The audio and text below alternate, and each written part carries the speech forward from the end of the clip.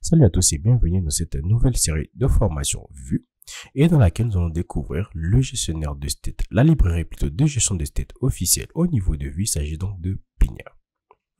Pinia est donc une bibliothèque de store pour Vue qui va donc nous permettre de partager un état qui est dit global entre les différents composants de notre application.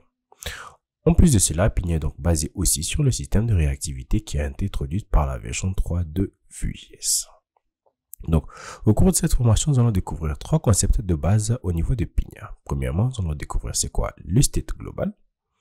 Ensuite, nous allons découvrir les getters qui, on va dire, qui sont l'équivalent des computed properties au niveau des composants. Nous allons découvrir les actions. Donc, les actions, c'est, on va dire, c'est l'équivalent des méthodes au niveau des composants et les actions pourront donc nous permettre de contenir de la logique métier au niveau de notre store. Donc, si vous utilisez Vue.js depuis un bon moment, vous devez sûrement vous poser la question, mais qu'en est-il de UX? Donc, comme je l'ai dit au départ, Pinia est la librairie officielle de gestion de state au niveau de Vue. Par contre, si vous utilisez toujours Vuex pour les applications existantes, les versions 3 et 4 de Vuex sont toujours maintenues.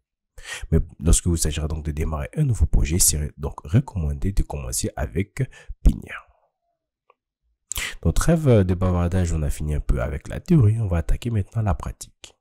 Et comme vous le savez, au niveau de Ivoire Dev Academy, pour apprendre, on apprend par la pratique. Et pour ce faire, on va donc essayer de voir tous les concepts de base au niveau de Pinia avec une application réelle. Donc, nous allons mettre en place un gestionnaire de state. Et dans ce gestionnaire de state, on a donc trois composants qui vont communiquer à travers Pinia. On a donc un formulaire qui va nous permettre de stocker nos données. On a donc des statistiques qui nous permettront de savoir quelles sont les tâches qui ont été terminées, le nombre de tâches totales, le nombre de tâches en attente. Et on aura donc un composant qui pourra donc nous permettre de lister nos différentes tâches. Si par exemple, je viens ici, je dis la nouvelle tâche, je vais migrer mon app de Vue de Next 2 à Next 3.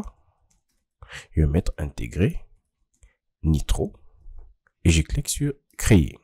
Lorsque je clique sur créer, on voit ici que le nombre de tâches totales a été mis à jour à 2, le nombre de tâches en attente a été mis à jour à 2 et le nombre de tâches terminées toujours à 0. Donc si je clique ici apprendre Pinia, j'ai fini d'apprendre Pinia, on voit très bien que les différents éléments ont été mis à jour.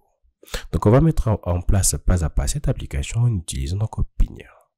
On va donc se retrouver dans la prochaine vidéo, on pourra voir comment est-ce que déjà cette application a été mise en place. C'est-à-dire, on ne va pas s'intéresser cette fois-ci au layout, on va juste s'intéresser à comment les différents composants ont été structurés.